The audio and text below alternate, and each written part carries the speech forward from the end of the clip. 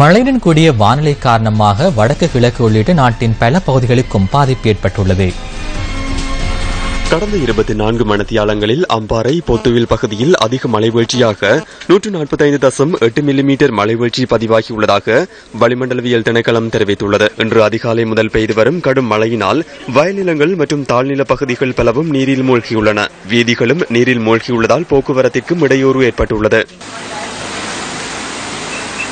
திருகோணமலை மாவட்டத்தில் கடந்த 24 மணித்தியாலங்களில் 90.2 மில்லிமீட்டர் மழைவீழ்ச்சி பதிவாகியுள்ளதாக வளிமண்டலவியல் திணைக்களம் தெரிவித்துள்ளது. இதனால் தாழ்நில பகுதிகள் பலவும் நீரில் மூழ்கியிருந்தன. கிண்ணியா, மாஞ்சோலை, ஃபைசல் நகர் ஆகிய பகுதிகளில் ஏற்பட்ட வெள்ளத்தினால் மக்கள் சிரமத்தை எதிர்நோக்கியுள்ளனர். கடற்கொந்தளிப்பு காரணமாக திருகோணமலை மாவட்ட மீனவர்கள் இன்று கடற்றொழிலுக்கு செல்வதை தவிர்த்துக் கொண்டனர்.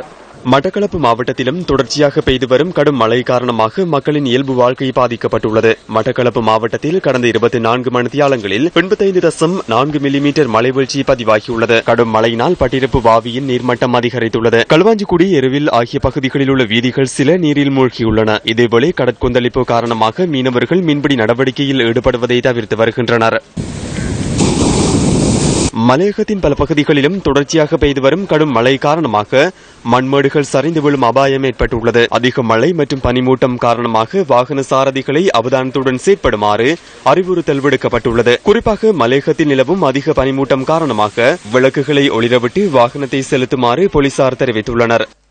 இதேவேளை ஹட்டன் தும்புரகிரிய வீதியில் உள்ள வீடொன்றின் மீது மண்மேடு சரிந்து விழுந்துள்ளது. இதனால் வீடு சேதமடைந்துள்ளது. எவ்வாறாயினும் சம்பவத்தில் எவருக்கும் காயம் ஏற்படவில்லை.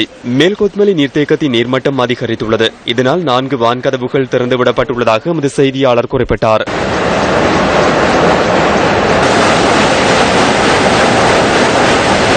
சென்க்லேய நீர்வீழ்ச்சியின் காட்சிகளும் எமது கேமராவில் பதிவாகின. பண்டாரவளை எல்லத்தோட்ட நீர்வீழ்ச்சியின் நீர்வருகை அதிகரித்துள்ளது. இன்று காலை முதல் பனிமூட்டத்துடன் கூடிய காலநிலை நிலவி வருகின்றது. எல்ல வெள்ளவாய வீதியின் ராவனாயல்ல பகுதியில் மண்மேடு சரிந்து விழுந்துள்ளமையினால் இந்த வீதியூடான இருவழி போக்குவரத்து ஒருவழி போக்குவரத்தாக மட்டுப்படுத்தப்பட்டுள்ளதாக எமது செய்தியாளர் குறிப்பிட்டார்.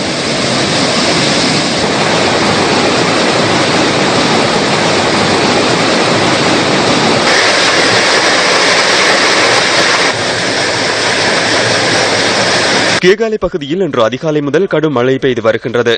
இதனால் கழனி ஆற்றின் நீர்மட்டம் அதிகரித்துள்ளது. ஆற்றின் கரையோர பகுதியில் வசித்து வரும் மக்களை அவதானத்துடன் செயற்படுமாறு மாவட்ட இடர் முகாமைத்துவ நிலையம் கோரிக்கை விடுத்துள்ளது.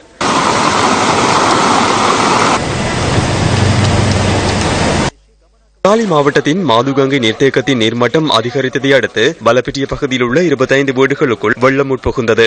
காலை பத்தேகம பிரதான வீதியின் சில பகுதிகளில் வெள்ள நீர் தேங்கியுள்ளதால் பத்தேகம காலி வீதியை பயன்படுத்துபவர்களுக்கு இடையூறு ஏற்பட்டுள்ளது. இங்கங்கையின் நீர்மட்டம் அதிகரித்துள்ளமையினால் தாழ்நில பகுதிகள் பலவும் நீரில் மூழ்கியுள்ளன.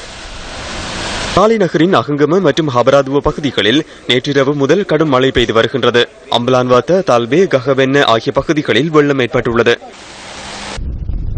கடல் கொந்தளிப்பு காரணமாக மீனவர்கள் கடலுக்கு செல்லவில்லை. கலன்பிந்தின்வெவ மற்றும் கெகிராவ பகுதிகளில் பதிவான காட்சிகளே இவை. அனுராதபுரம் மாவட்டத்தில் தொடர்ச்சியாக பெய்து வரும் கடும் மழையினால் குருள்வாவி உட்பட சில நீர்த்தேக்கங்களின் நீர்மட்டம் அதிகரித்துள்ளது. கொச்சியாகம அதன்பனை பகுதியில் மின்னல் தாக்கத்தினால் விகாரைக்கு சேதம் ஏற்பட்டுள்ளது.